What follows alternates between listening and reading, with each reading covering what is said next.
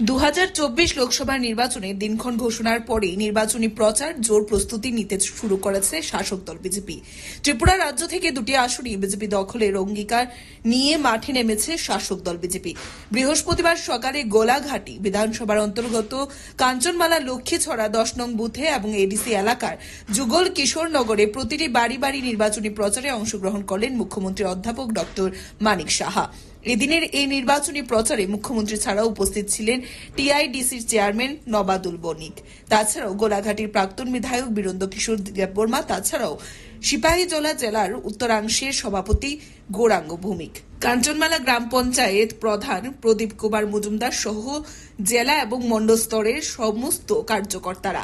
সেদিন মুখ্যমন্ত্রী প্রতিটি পরিবারের ভোট প্রচারে গিয়ে প্রধানমন্ত্রীর সমস্ত উন্নয়নমূলক প্রকল্পের খাতিয়ার পত্র তুলে দেন এবং পশ্চিম ত্রিপুরা আসনে বিজেপি প্রার্থী বিপ্লব কুমার দেবকে বিপুল ভোটে জয়যুক্ত করতে অনুরোধ জানান।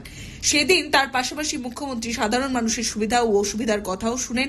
মুখ্যমন্ত্রীকে দিন পারিবারিক নির্বাচনী প্রচার শেষে কাঞ্চনমালা বাজার ব্যবসায়ীদের সাথেও বিভিন্ন বিষয় নিয়ে কথাবার্তা বলেন এবং তাদের সুযোগ সুবিধা অসুবিধার কথাও শুনেন।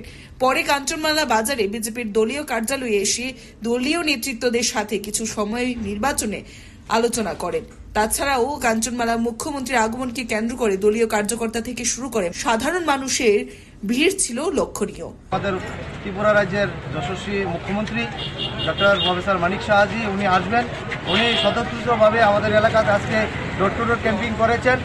মানুষের যে সারা উপলব্ধি হয়েছে তা দেখে আমরা আপ্লুত এবং আমরা গোলাঘাটিবাসী মনে করছি যে পশ্চিম ত্রিপুরা লোকসভা আসনের যিনি আমাদের মনোনীত প্রার্থী হয়েছেন সদ্য বিপ্লব কুমার দেব বিপুল হারে ভোট পেয়ে বিপুল মার্জিনে উনি জয়লাভ করবেন। আজকের এই জনসম্পর্ক থেকে আমরা এইটা উপলব্ধি করেছি। আমাদের মাননীয় মুখ্যমন্ত্রী যে উপলব্ধি করে গেছেন, জাতি জনজাতি উভয়াংশের মানুষ যেভাবে মন স্থির করে রেখেছেন মোদীজিকে আবার 400 পার করতে আমাদের গোলাঘাটি বিধানসভা সক্রিয় ভূমিকা পালন করবে। নমস্কার। বাজার ব্যবসায়ীদের সাথে আজকে উনি আলোচনা করেছেন, উনি সুখ সুবিধা দেওয়ার জন্য এই এলাকার কিভাবে উন্নয়ন করা যায় উনি আমাদের থেকে আমাদের পার্টির তরফ থেকে একটা ডেমো নিয়েছেন।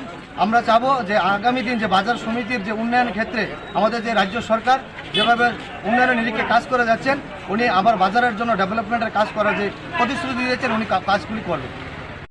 Bureau report, Tripura news 8।